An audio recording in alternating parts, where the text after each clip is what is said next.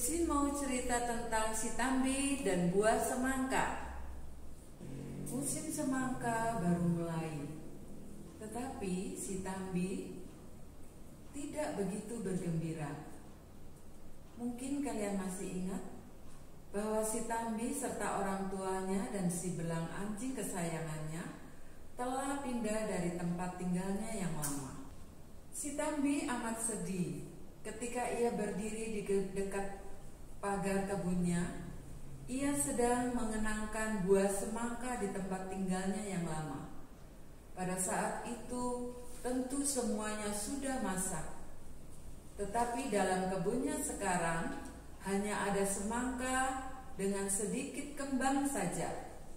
Si Tambi menendang tanah dengan tumitnya dan mengeluh dengan sedih. Si belang anjingnya mengajaknya dia bermain-main, tetapi ia berkata, "Pergi, aku tidak mau bermain sekarang." Tiba-tiba datanglah Titi, seorang anak gadis kecil yang tinggal di seberang jalan. "Hai Tambi, ada apa? Kamu kelihatannya seperti mau menangis." "Aku sangat ingin semangka. Sudah lama aku berdoa, tapi semangka belum ada. Percuma saja aku berdoa."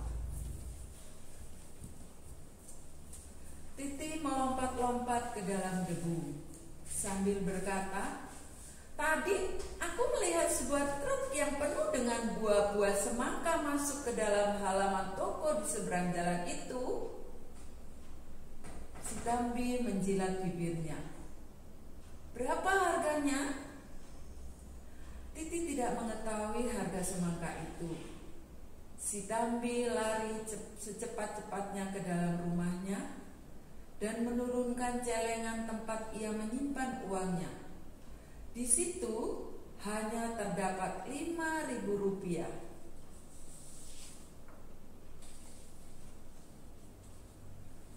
Secepat kilat ia lari ke toko tersebut sampai anjingnya si belang hampir tidak mengejarnya. "Pak, berapa harga semangka itu?" 10.000. Si Tambi terkejut.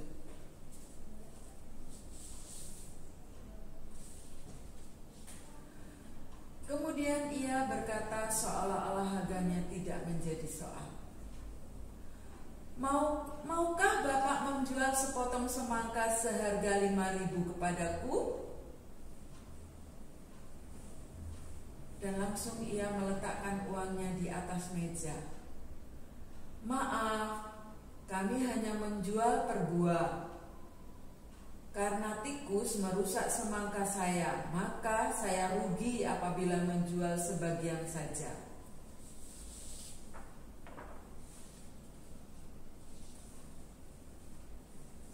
Si Tambi mengambil uangnya lagi dan berjalan pulang. Pada waktu jam tidur ia memanggil, "Belang, belang." Tetapi si belang tidak ada. Ia memanggil-manggil dan mencari-cari, tetapi tidak menemukan si belang. Akhirnya si Tambi harus tidur.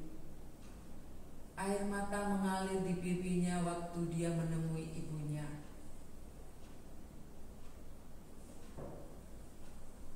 Tapi kemudian ibu menjawab, "Allah mengerti perasaanmu sayang. Dia mempedulikan juga." "Oh, betul. Aku amat senang telah mengenal Tuhan Yesus.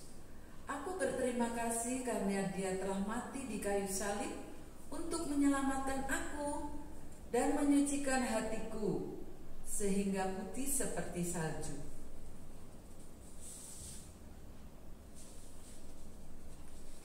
Ibu juga senang Tambi. Sebagai anak-anaknya, kita dapat berbicara kepadanya sama seperti kita berbicara satu sama lain. "Lihat Tambi, ini yang baru ibu baca. Jika dua orang daripadamu di dunia ini sepakat meminta apapun juga, permintaan mereka itu akan dikabulkan oleh Bapakku yang di surga. Sebab di mana ada 2 atau 3 orang berkumpul di dalam namaku, di situ aku ada di tengah-tengah mereka.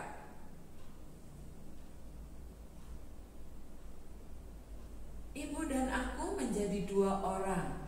Dan Yesus juga ada di sini. Dia mempedulikan, karena itu marilah kita berbicara kepadanya.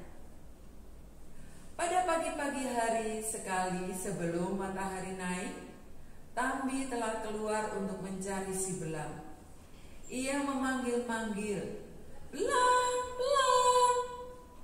Tiba-tiba ia teringat bahwa ia tidak melihat si belang lagi sejak kemarin ketika ia pulang dari toko itu. Sesungguhnya, ketika ia mendekati toko itu, ia mendengar seekor anjing mengayun. Secepat kakinya yang pendek dapat berlari, ia melintasi ladang dan memasuki kebun si pemilik toko.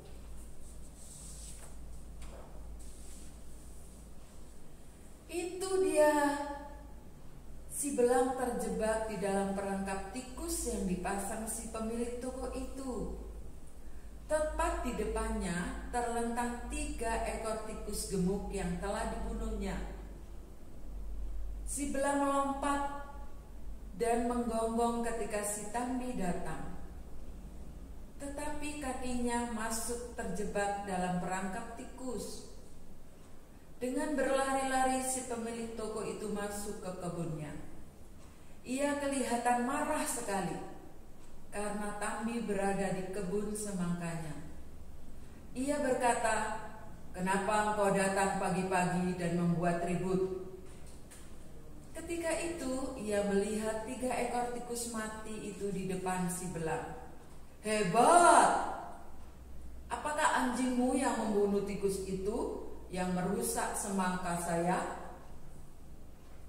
"Pintar sekali dia. Mari, saya tolong melepaskan dia. Tak ada tulang yang patah, hanya lecet sedikit.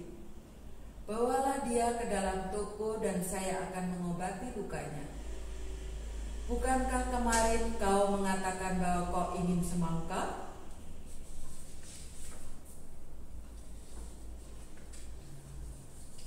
Tak lama kemudian nampaklah Tambi pulang ke rumahnya, diikuti oleh anjing kesayangannya yang pincang.